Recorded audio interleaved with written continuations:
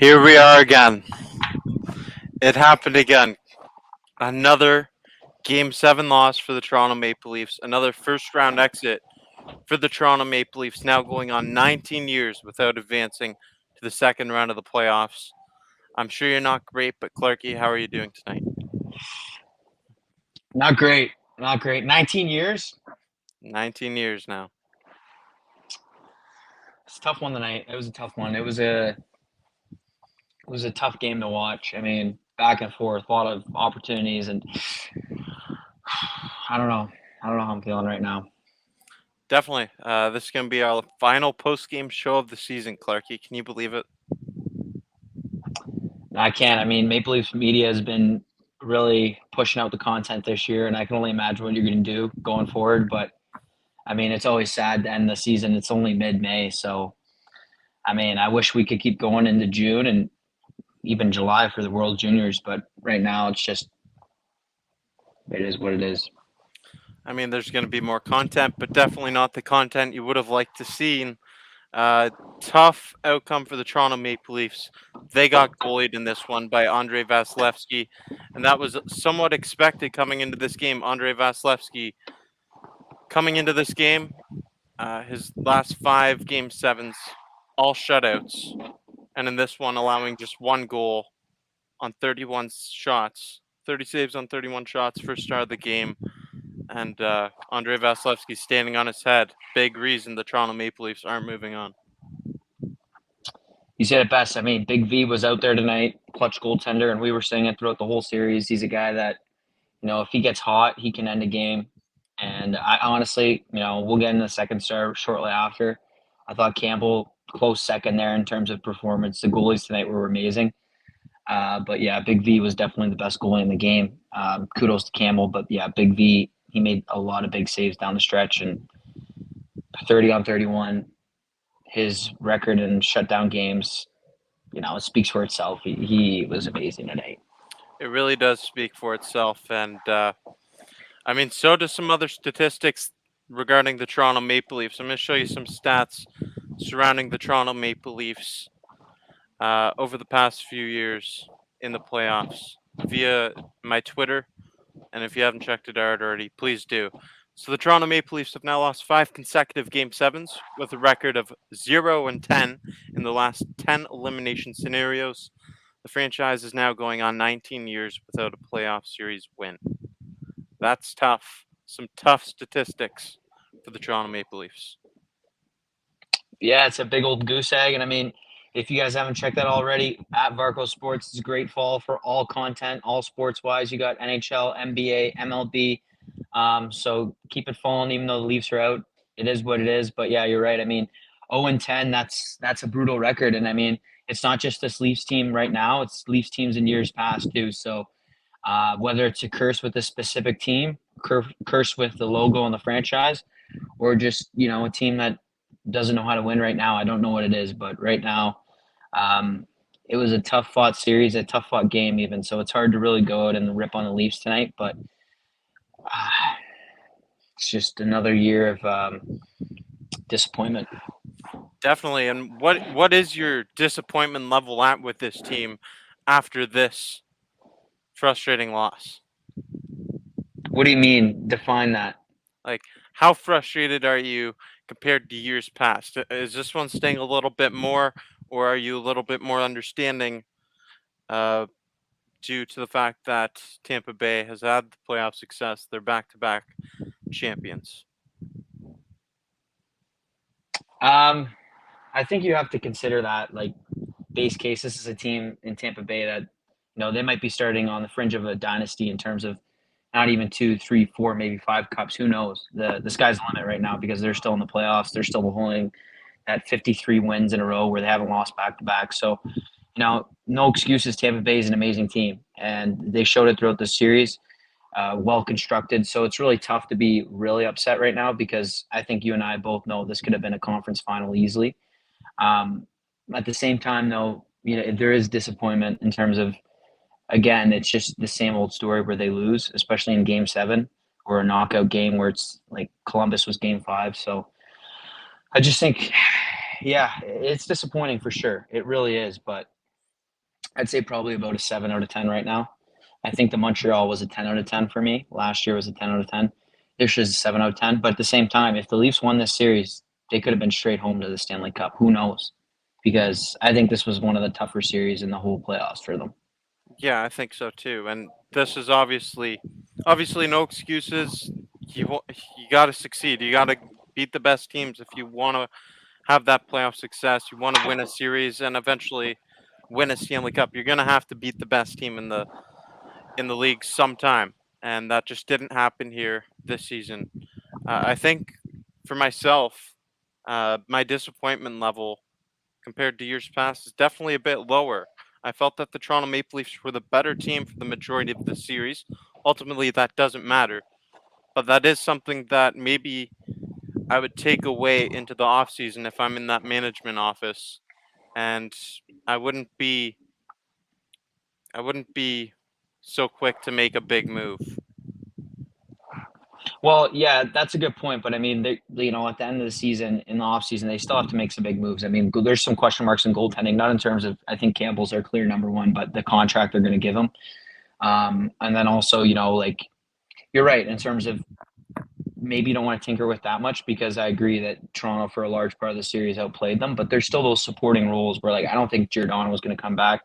I don't know about like a guy like Blackwell or Spezza even. Spezza was fringe on the team.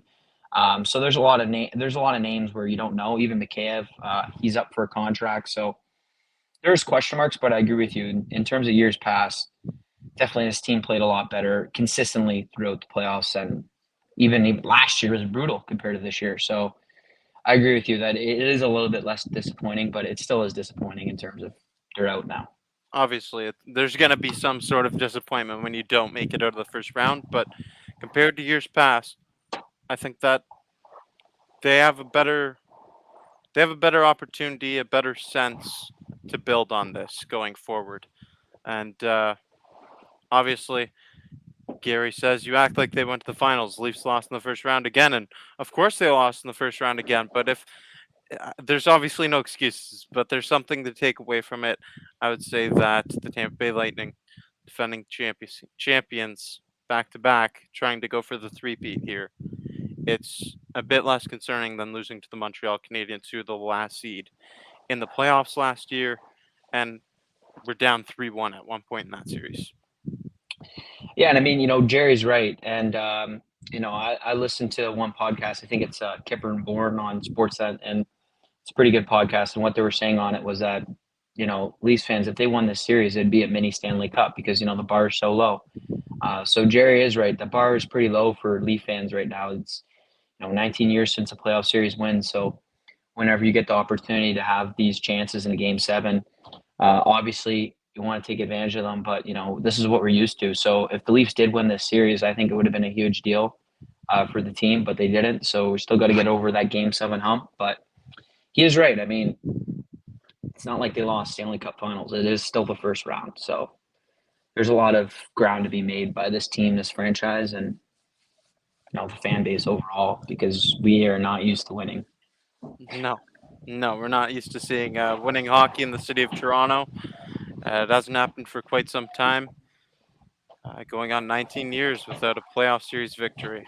Second star of this game, though, Nick Paul, a guy who has never scored a playoff goal until tonight, and he scores two, which was enough to beat the Toronto Maple Leafs. That hurts a little bit more if you're a Maple Leafs fan, considering this is a guy who's never scored in the playoffs. Yeah, I agree with you. I mean, I think that line definitely stood out to me on Tampa with Hagel and or Colton. What's the other guy's last name? Colton Ross Orr? Colton, yeah, Ross Colton, sorry. Yeah. Colton Ross Orr. Colton, like that. Yeah, I'm mixing it up. He's a speedy guy. Hagel, obviously, they took a chance on him from Chicago, but he's a good player. And even Paul, I mean, I remember when they were playing Ottawa a lot last year, those 8-9 games, and he's a solid player. I mean, definitely never really had that playoff experience, but he showed it tonight where that's NHL. That's a game seven. Anyone can come up and show to be the hero, and he did tonight. Um, Kind of some fluky goals, to be honest with you. Like, not that they shouldn't have happened, but it was weird how they happened. The rebound and then the second one, just kind of just opportune times, but he was in the right spots at the right time, and he finished hard. So I think you got to give him the second star of the game. Definitely. And how about the ability of the Tampa Bay Lightning's front office to bring some new players in when they've had notable departures such as Tyler Johnson, Yanni Gord, Blake Coleman, and now they got Nick Paul in there. They got Brandon Hagel. They got Corey Perry. All guys who are showing that they can play playoff style hockey. That's really impressive. Yeah, Tampa's management's great. I mean, I think comparing them to Toronto, like I thought Dubas did a great job this year in terms of some of the pickups, like Bunting and for instance, even like Blackwell at the deadline, Giordano at the deadline. I thought those were great, but Tampa's just another franchise that knows how to thread the needle, and they did it with those types of players, those pickups. Corey Perry, yeah, great. Paul Hagel, like they just constructed a team with the cap space that they had, and they made it work. So definitely.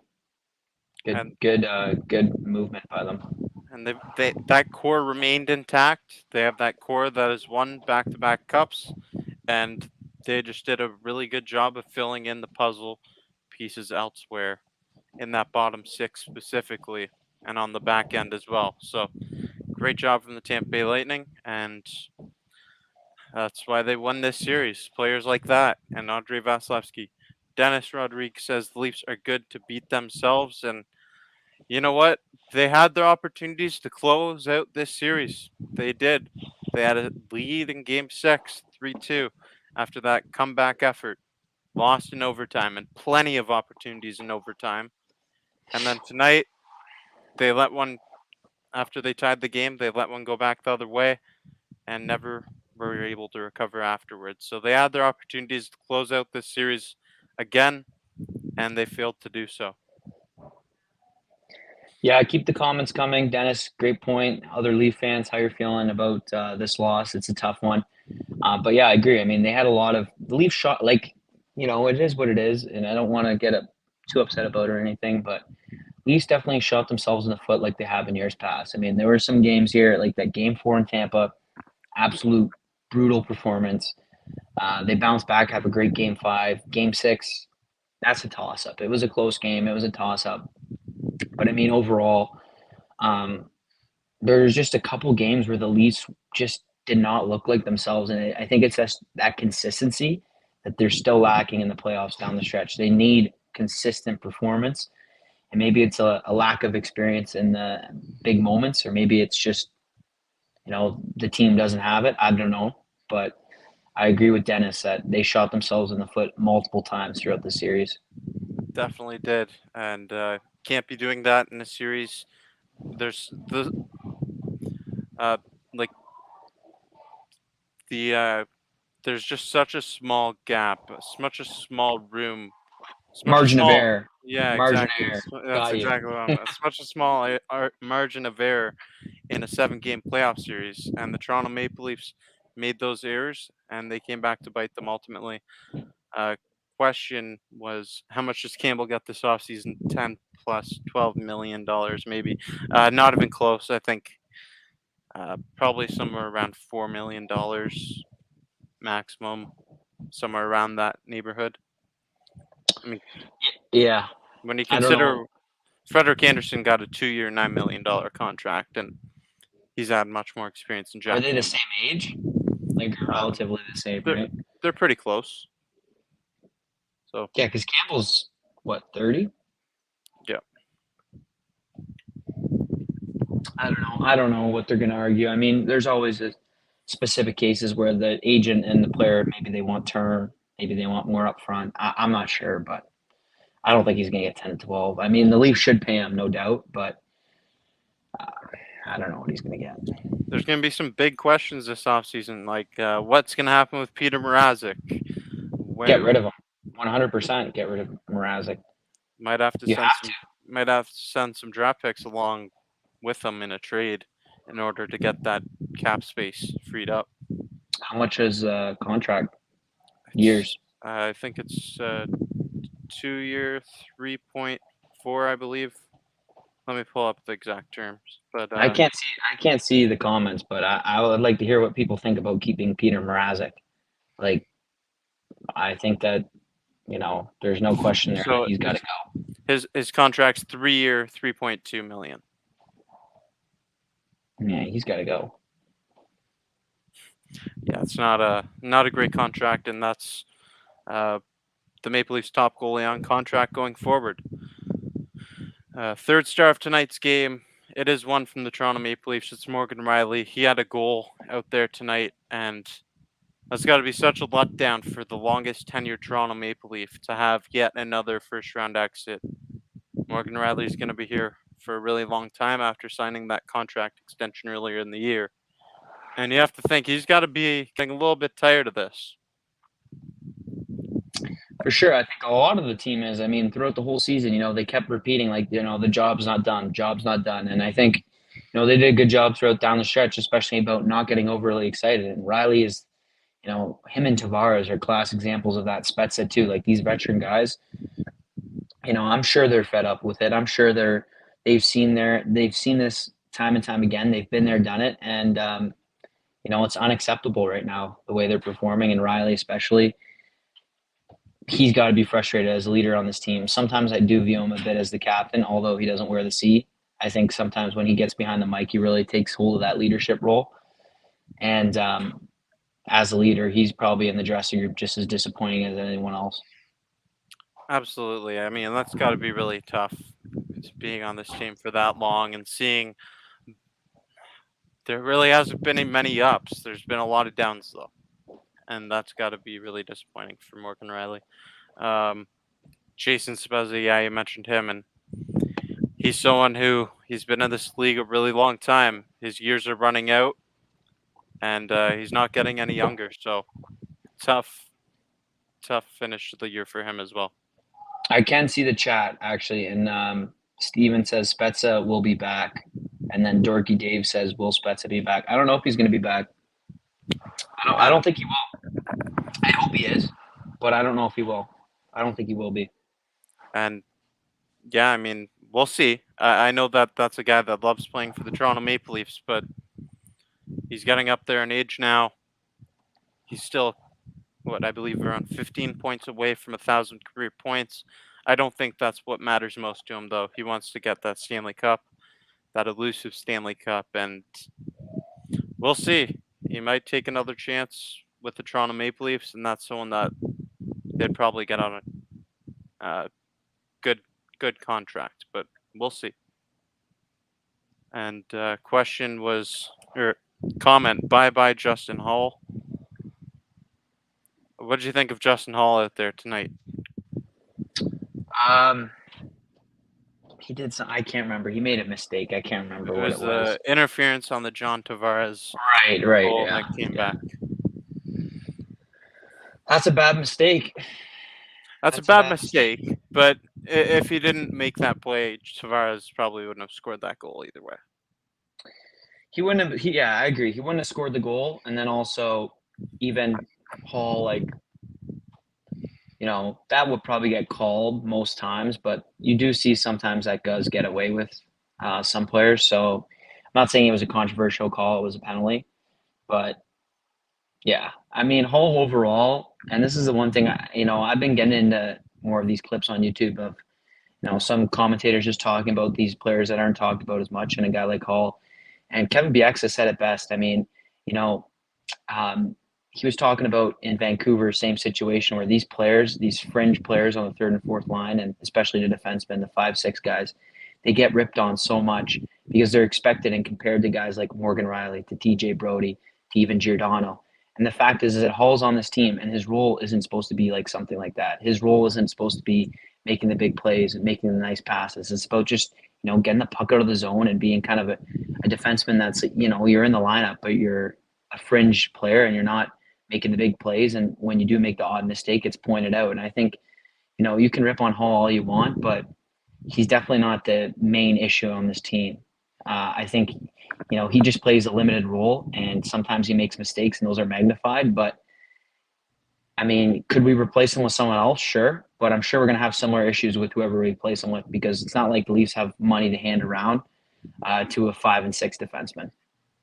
Yeah, definitely. I mean, he's not obviously not the top defenseman of this team. He's not expected to be, and his role on this team is he could be like a solid seventh defenseman, but he does make some poor mental errors at tough times. We saw it tonight. Yeah, We've no, seen he does. He does. we've seen it throughout the series, and he's very inconsistent through an 82 game regular season as well. But I don't feel that he's the main problem on this team. If what do you feel the main problem on this team is, Claire? I don't know. That's tough.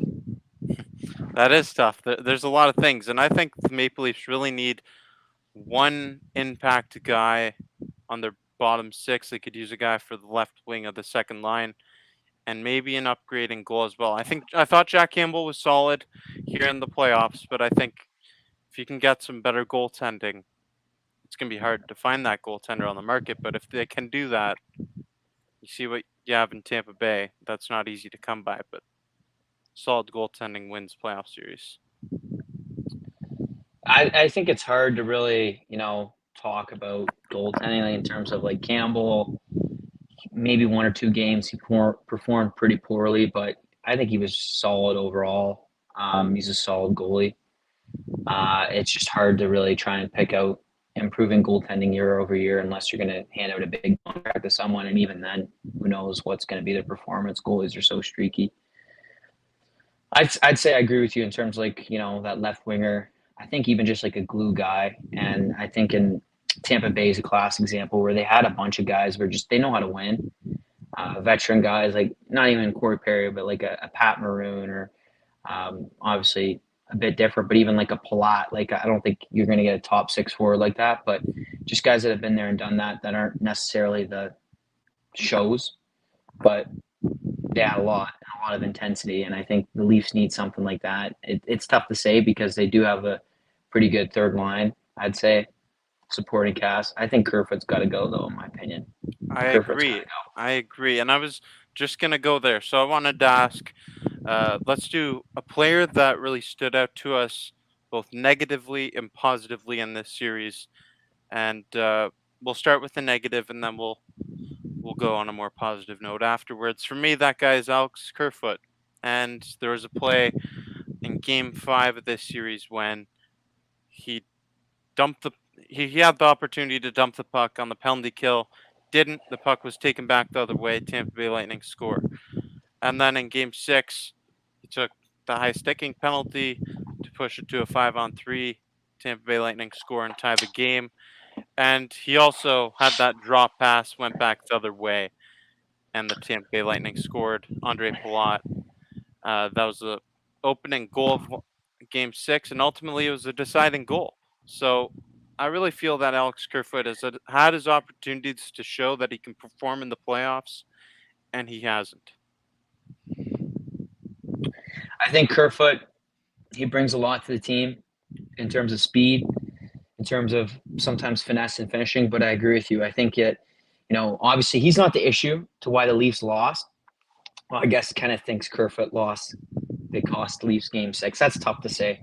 But I'd say, Kerfoot's just the type of player where, he's had his time in Toronto. Um, I associate him with that Kadri trade, and I shouldn't because, he's his own player. And I still regret that Kadri trade as a Leafs fan. But I think it's time for him to go, and they got to try and find some other solutions in their bottom six.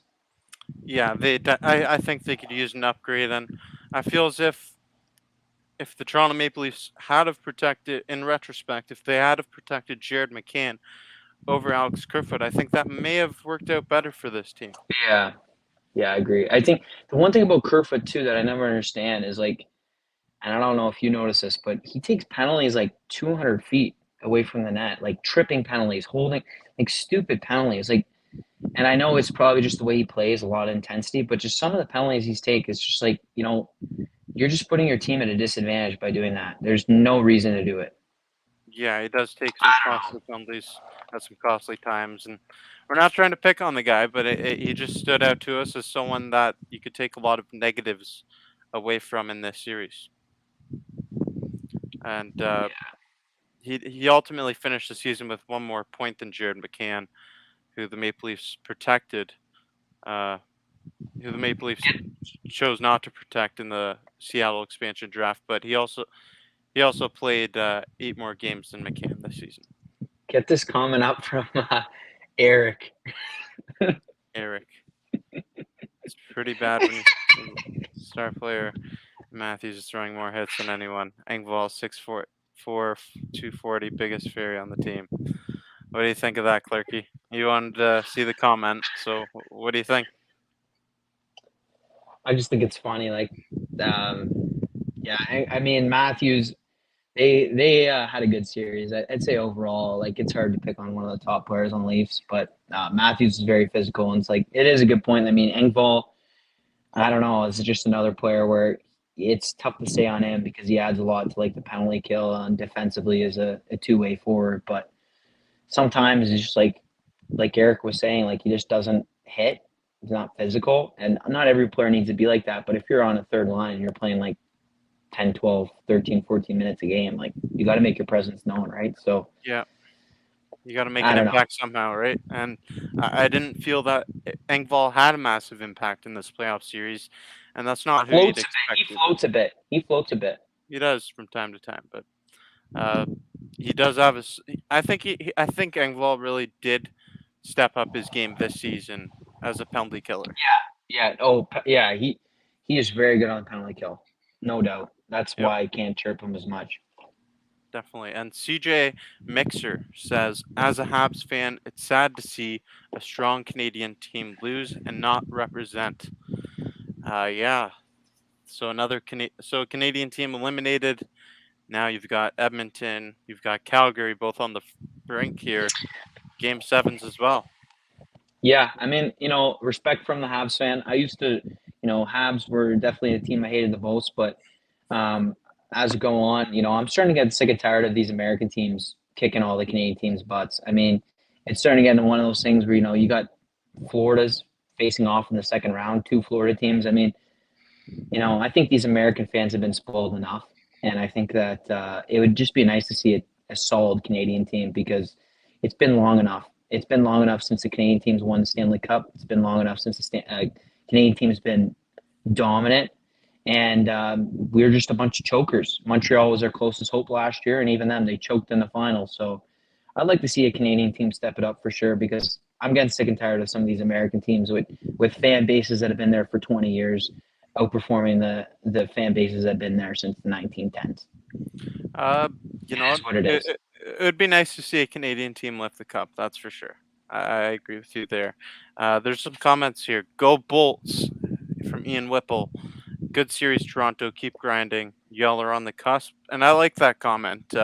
Thanks for the comment from a Lightning fan.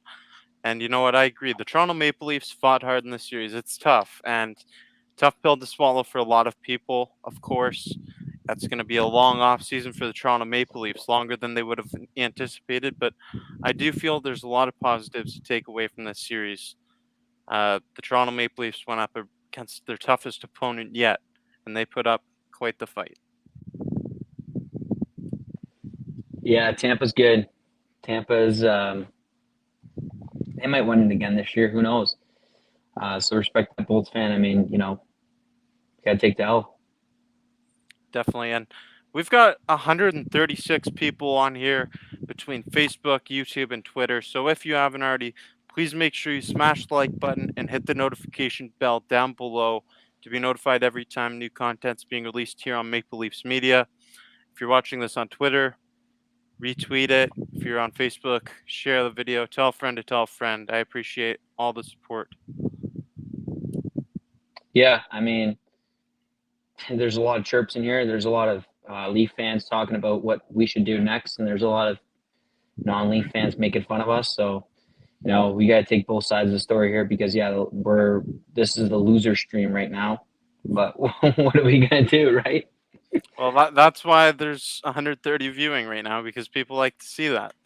And John Chum Adventure says Toronto is the biggest choker team ever in history of any sport, and I mean they're definitely in contention from what we've seen over the last 56 years now.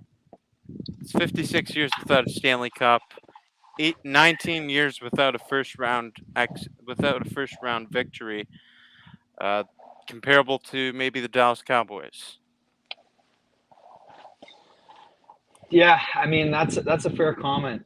And I'll tell you guys a funny story. Is that so in the middle of the game, the second intermission, I went out to watch the rest at the pub, and I'm leaving. Right, my dad is a huge Leafs fan, and some of the neighbors too. And I kid you not, I saw 4 or 5 people that I know are Leaf fans, guys in their 50s and 60s, not watching the game. This is when they were down 2-1. They're on their porch smoking or cleaning a window or picking at the grass or whatever. They just did not want to watch the game because they've seen this pain time and time again. And I think that's just the story of the Leafs franchise is that, you know, we wanted to stay hopeful, we wanted to believe, but at the end of the day, game 7, we knew what was coming.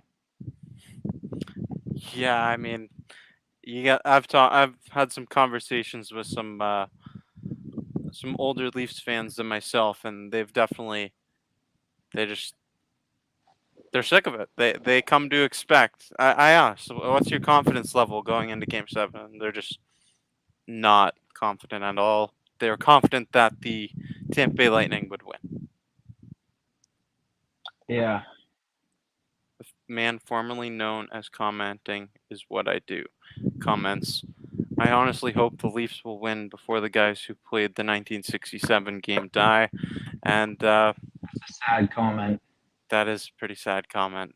Wow, pretty sad comment. Wow. I Uh, agree, but that's sad. Yeah. that is sad. And then QBNTO1, my life in Okinawa. Bolts fan here, former Whalers fan, so I know heartbreak. This is the best Toronto team I have seen in 30 years. Don't be sad about it. You will be back bigger next year. Cheers. So thanks for the view all the way from Okinawa. And you know what? Thanks for the comment from another Tampa Bay Lightning fan. I obviously this is the best Maple Leafs team we've seen in quite some time. They set franchise records in the regular season, but it just wasn't good enough. It wasn't good enough, and it's tough. Tough loss, tough pill to swallow. There's some questions about, I don't know where it went, but there was a comment earlier. What player from the core gets traded? Who gets moved? Do you want to do any speculation there, Clarky? Well, personally, I don't think anyone's moving from that core right now. So that's my answer to that whole speculation is I don't see, and if you can define the core as a few guys, 4 or 5 guys, I don't see anyone moving. I don't know if you see any different or anyone in the chat sees any different, but right now, I don't know how much the Leafs are going to tinker with the team. I really don't know. I don't know how much they're going to tinker with it either, considering, I mean, there's a lot of questions about how will these guys perform in the playoffs, and I really feel that Austin Matthews and Mitch Marner stepped it up from last season, and obviously you're not trading one of those two. William Nylander's the one where it's like maybe they move him, but I don't think they move on from him either. He's such a great, talented player. I don't think the Toronto Maple Leafs will trade Nylander. We lost Clucky, so I'm here. But players that the Toronto Maple Leafs could move on from, I really think one is Alexander Kerfoot. He had a tough series out there this season in the playoffs. So Ian says, whatever you do, pay Jack Campbell. Jack Campbell, that's, oh, we got Clarky back. But Sorry about that. yeah, it's all good. I hit the button there. All good. But yeah, I agree with you. And they're saying pay Campbell as well. Pay That's Campbell, tough. yeah, Campbell's gonna get paid for sure. Campbell is gonna get paid. Yeah, I think so. And hopefully, we didn't see him play very much. Like, we didn't see him stop many shots after that scary incident where Nick Paul came crashing hard into the net. But hopefully, Jack Campbell's okay after that one. Yeah, that was definitely a play. And I mean, I was sitting with some Leaf fans, and they were saying it was a penalty, but Blackwell played to the net. Blackwell kind of pushed Paul. Paul was kind of leaning in towards the net, so it was a tough play, tough hockey play. Yeah, it was a tough play. And Will Courtwright says, had it been any other team, I believe the Maple Leafs win the series, and that doesn't make it any better, but it's definitely a possibility. Maybe not against the Colorado Avalanche, but the Tampa Bay Lightning, battle-tested team that's won back-to-back Stanley Cup champions, and they're looking for the three-peat. That's crazy. Could you imagine I, the Tampa? Could you imagine they go on to three-peat? they might, they might. They're a deep team. I mean, they lost Point. That injury to Point did not look good tonight. No. But they're just a team. Like their coach, I think it starts from the top. And I mean, not to throw any shade towards Keefe because I think he did a pretty good job down the stretch, but it starts with their coach. Their coach is so calm and collected. The way he talks to the media, the way he probably sets the tone in the dressing room. They're just poised to win. And right now I don't see how they're going to let up. They're a really good team. I could see them going to the Stanley Cup final for sure. I think they'll beat Florida if they match up against Florida. Which they are, right? Yeah, they're matching up against Florida. It's Florida or Washington. Florida or Yeah. Washington. So Is that game 7? No, I think Florida won. Florida won, didn't they? Yeah, Florida won. Florida won. Yeah, Florida won won. 4-2. The Florida won 4-3 in overtime the other day to win the series 4-2. Yeah, so they'll face off against Florida back-to-back years they play against each other, and that's going to be a great series. Chris says Eastern Conference Finals will be Hurricanes, Lightning. Could very well be that case. The Hurricanes are going to face off against the winner of the Pittsburgh Penguins New York Rangers series, which is going to Game 7. Chris, you might be right. If Pittsburgh wins, I think I got Pittsburgh over the Canes. So I just think experience matters so much in these NHL playoffs. And I just think if you get a team like Pittsburgh with some veterans and they're, coming in their end eventually, some of them. So I don't know, but goaltending is a question mark. So yeah, Canes could be in the semis for sure. Definitely a possibility. The Hurricanes, they've had their chances to get through for a couple years now, and they're looking to do it this year. Ian says Vasi is the number 1 goalie. He's proved that, and he's not going to Toronto. Frank, yeah, no way Vasilevsky's going to Toronto. Who said that? I don't know, but apparently Frank did. But yeah, Andrei Vasilevsky, I agree. He is right now the best goaltender in the world. Yeah, and he's the best because he comes up when it matters most. He's a clutch goaltender, and that's what you need in the playoffs. That's what you need down the stretch. Yeah, he's won 2 Stanley Cups in a row. So until proven otherwise, how can you say he's not the best goalie in the world? Yeah, and the fact that he's allowed 1 goal in his last 6 Game 7s is absolutely absurd. Absolutely absurd. He made some saves tonight too, where at points you're like, oh, that's a juicy rebound.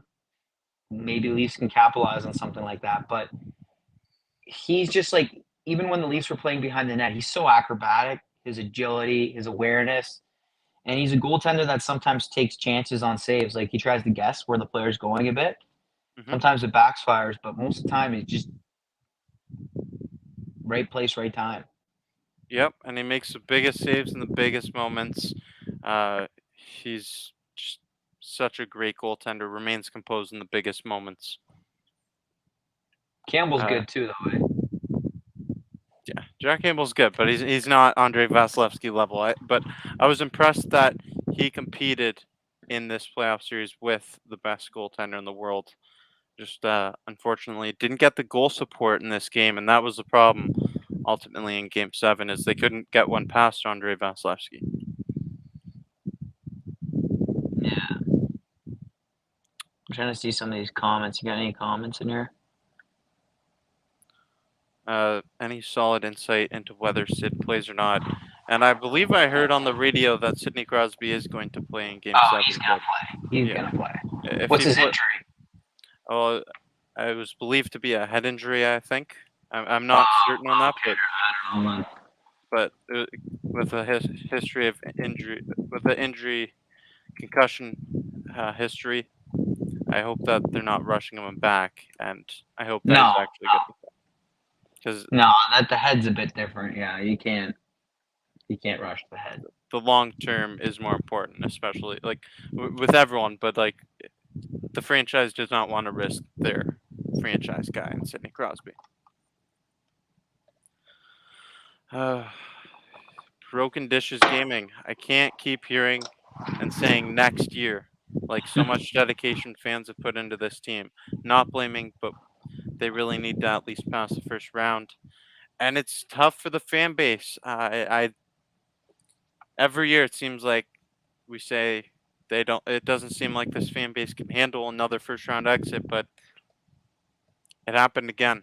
And I mean, eventually there's got to be a breaking point for this fan base. But all you can do is just sit back and watch. There's nothing you can do. It's out of your control.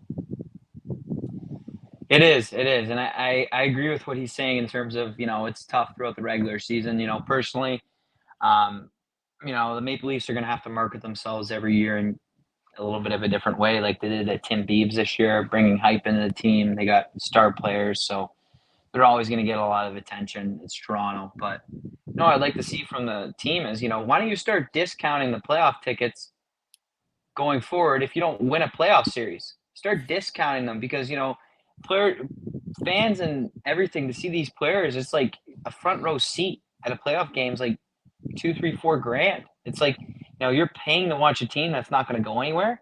Like, give us a bit of a discount on our money or something like that. That'd be nice, wouldn't it? I A mean, discount for the loss. Like, come on. I'd go if it was a bit Maple more Leafs affordable. But MLSE is just raking in the money off these playoff tickets for a team that's not making it past the first round.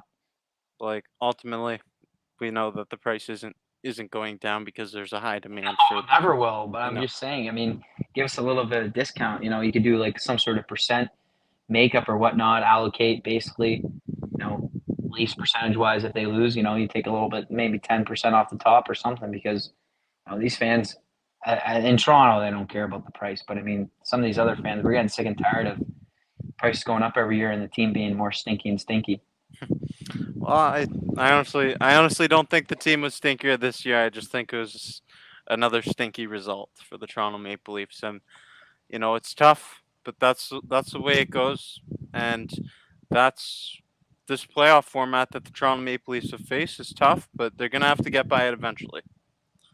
We'll see. We'll see if they can eventually do that. And if you haven't already, please make sure you smash the like button, hit the notification bell. 72 viewers between Facebook, Twitter, and YouTube now. And on YouTube, sitting at 1,399 subscribers. Let's see if we can get to let's see if we can get to 1,400 before this show's done. And to conclude this Toronto Maple Leaf season, let's get this to 1,400 Yeah, subscribers. there's been a lot of great comments here tonight, and both sides like you make fun of us because it's a tough loss. Like, we got to take the L, and then also Leaf fans trying to think about the future, trying to think about what can change for this team. It's hard to start to being optimistic right now after a Game 7 loss. So right now, I think everyone just got to soak it in and keep going. But yeah, it's a great place for everyone to come, and I really enjoyed all the comments in here tonight. Absolutely. And you know what? I really feel that there is a lot of positives to take away from the season, and I am optimistic going forward, more optimistic than I was last season. And it's just because of the way that the Toronto Maple Leafs lost this series.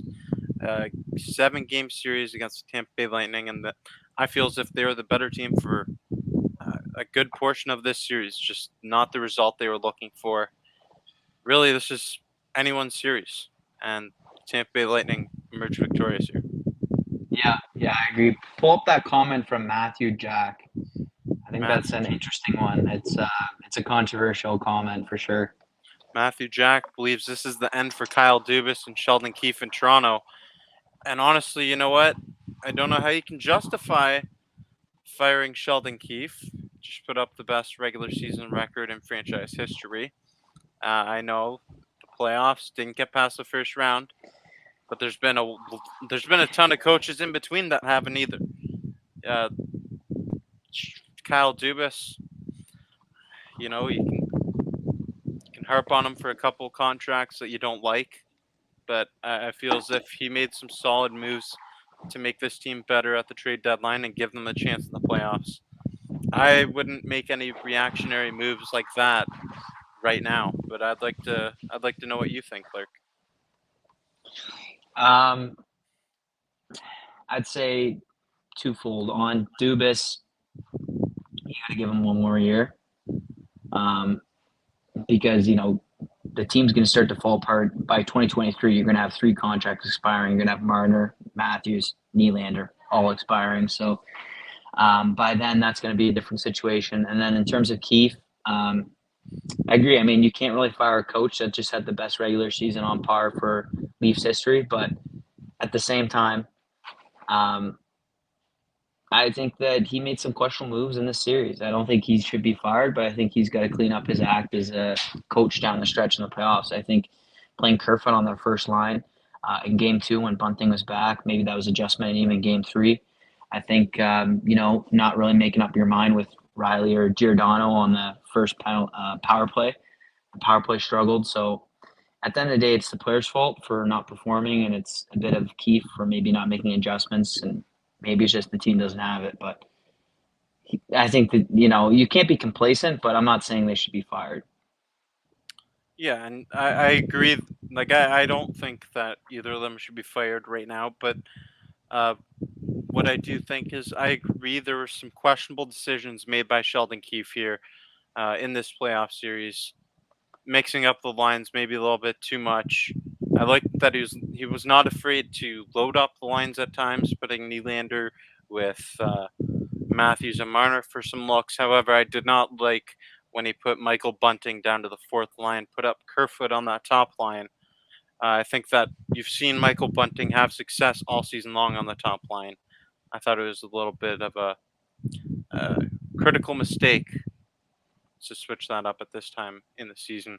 And that reminds me of last year when you put Rasmus Sandin on power play 1 against Montreal. I think there's been some questionable decisions made in the playoffs, but I don't think they're fireable offenses. Yeah, another thing I agree with you, but the other thing you can think about too is like a guy like John Cooper. Tampa Bay really took their time with him. I mean, he won in the AHL with Syracuse, but then he struggled a lot throughout those playoffs years, like 5-6 years. They didn't do anything, but they took his time with him since 2012, and now he's won 2 cups in a row. So maybe it's something the Leafs got to take a shot on Keefe and just take their time with him and not try to just find the next hottest coach on the market. Maybe that's the route to go. But right now, definitely, I'd like to see him be a little bit more composed down the stretch, because even on the bench sometimes, like, you just see him, and he's a passionate guy, and you want to see that in the playoffs with coaches. But sometimes he's just blowing a gasket. He's just lost it, and maybe it's nerves, maybe it's the passion and whatnot. But I think it's just like something that maybe the Leafs need to clean up down the stretch. Coaching, players, everything. It's a 360-degree approach. You know what I mean? Yeah, definitely. And emotions are going to be high in the playoffs. And I did feel as if he was better with his emotions tonight, but maybe a little bit too little too late. Toronto Sports Chat says Toronto could go 82-0 next season, and it won't matter if they can't win their first round since 2004. And you're right, Toronto Sports Chat. You're right. That would be another franchise best, obviously. I don't think there's ever been a team to go perfect in the National Hockey League, but that would be something. What a story that would be. Could you imagine? I know 82-0. That's like, that's not going to happen, crazy. but that'd be insane if they went 82-0 and then lost the first round. Imagine they get swept after that. Wouldn't be surprised. Like an 8 seed. They get swept to, like, I don't know, fringe team Philly or something that just squeaked in next year. Kenneth Liu says the only solution is to have 2 Toronto NHL teams to double the chances. No. Don't think that's happening anytime soon. The Toronto Maple Leafs. No, Kenneth. No. I mean, because I don't want a new team to come and then be better than the Leafs. That's why. And see, look at this. Snookered in BC says only find these live streams once a year when the Leafs do their annual show. Well, welcome back, and I guess maybe we'll see you next year. Yeah, that's fair. I'm sure, yeah, there's a lot of laughs. I think a lot of non-Leafs fans are having a hoot right now for sure. Ian Whipple says, if you could have one player from my beloved Tampa Bay Lightning, who would it be and why? If the player includes goaltender, it's Andrei Vasilevsky, and it's not close. Why? Because he can steal not only a game, but he can steal a whole playoff series. And if you're not including Andrei Vasilevsky, I'd take Victor Hedman. I love the physicality he brings. Top 3 defenseman in the National Hockey League, and in years past, he was the best defenseman. Now you have competition with Cale Makar and Roman Josi. Yeah, I'd agree. I'd say you have to do Big V and then other Big V. I mean, those guys are unreal. Forwards, they got some good players too, but I mean, like that's not the Leafs' issue. I mean, like Kucherov, like looked a little dull tonight actually, but yeah, just a player that nice shot, good on the power play. But yeah, I'd probably go Vasilevsky. Yeah, Andrei Vasilevsky, amazing, amazing, talented goaltender, and you never want to be going up against him in a playoff series. Who knows? These teams might meet up again next year in the playoffs because the way the playoff format is, I mean, I'm not a fan of the playoff format. Not going to complain about it, but I'm really not a fan of it. You have the second team in the Atlantic going up against the third in the Atlantic, and that often gives matchups such as Toronto Boston in the past and Toronto Tampa here. I like the traditional 1 versus 8 seed, didn't you? Yeah, I like the traditional 1 versus 8 seed. I think you see why the NHL does do the divisional matchups, just because from a marketing standpoint, it makes those games a little bit more important. Especially even putting Tampa Bay in Florida. We all know the snowboards that go down to Florida from Canada, mostly Leaf fans, so they make a lot of money from that sense. And in terms of the matchups and rivalries, it definitely makes sense. But yeah, I agree. The 1 through 8 seed is just a little bit nicer of a format, a little bit cleaner. With this divisional matchups, I think sometimes it gets lost in the wild card situation. And I'm a little bit of an old head. I think that keeping it the 1 through 8 is what it was before. I know it was changing back when they had the original 6 expansion and whatnot, but I just think the 1 through 8 is a little bit cleaner than this divisional wild card stuff. To be honest with you, it Yeah, sounds more like football than hockey. yeah, definitely, and it's just like oftentimes you're loaded with some series that could be a conference final matchup in the first round, and I don't like it. It's not really great for later series in the playoffs. Yeah, and I mean, Bettman, we'll see how long he is the commissioner. I think he got renewed a couple of years ago, so he'll probably be around. But he's really tried his best to really grow the game, make it more competitive. So maybe he just believed that this format would make it a little bit more viewable for the fans. But I don't know if I like it. Yeah, not a fan. And Chris, sorry if I mispronounced your last name, but Lesperance, uh, Dubas needs to have a big trade. Like Musai Ujiri signature, Raptors transactions were not easy decisions and were in fact not immediately popular with the fan base, including the Leonard deal. And I heard this on a show earlier today on Sportsnet 590. The Fan, they were actually having this exact same conversation. Not sure what the exact show was. Sorry, I can't reference it. But uh, see, this is an interesting opinion, but I believe it's different because Kyle Lowry and DeMar DeRozan are not Mitch Marner and Austin Matthews. I think that Mitch Marner and Austin Matthews are bigger stars than they were in their sport, and basketball, it's different. It's easier to swing a trade for one of those big star players than it is in hockey. You can't just swing a deal for Sidney Crosby. Yeah, you're cross comparing sports, which is a bit difficult. The other thing too is that you got to think about these guys' careers in terms of making a big trade. You're kind of putting your neck on the line, so it really does take a lot of risk appetite to make a blockbuster trade. Where if it goes sour in a year or two, you're probably going to lose your job. So Messiah Jury definitely has clout, in his specific position, but I'm not sure if Kyle Dubas really does at this point. I think that he's known as a guy that's given about 3 or 4 bad contracts and then signed some nice supporting players. So yeah, he's got a bit of a backbone in Toronto, but he also, if he makes 1 or 2 big mistakes on a couple big deals, he's probably getting canned. So I think you got to look at that in terms of job security, in terms of overall context. Masai Ujiri could probably mess up the next few years, and Toronto fans, Raptors fans, would still love him. Definitely, he's really that was a great move that he made to acquire Kawhi Leonard. Really took a Oh, he big earns it shot. for sure. He earned it for sure. But Took a big shot there.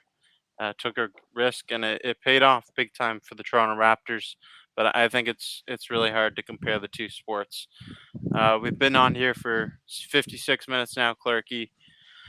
Final post game show of the season, unfortunately. Your yeah, closing words for the viewers of Maple Leafs media closing words. for this season. Yeah, no, closing words. That's tough. I mean, it's been a great season up until the point. You know, always appreciate you having me on. I know how hard you've worked this year through all your channels and whatnot. So again, keep up the great work, Maple Leafs Media, continue to grow. And to everyone in here tonight, it's always a great time, whether you're a Bolts fan, a Leafs fan, or a Leafs hater. It's always a great time to come in here and, talk about the game, talk about what we think about where this team's going and whatnot. So keep it up if you haven't already. Hit that subscribe button, hit that like button, and go Leafs go. Until next year, we're just going to have to put the bag over our head, enjoy the rest of the playoffs, and see, hopefully, some great playoff hockey. Yeah, definitely. And Clarky, thank you so much for doing all these post game shows with me this year.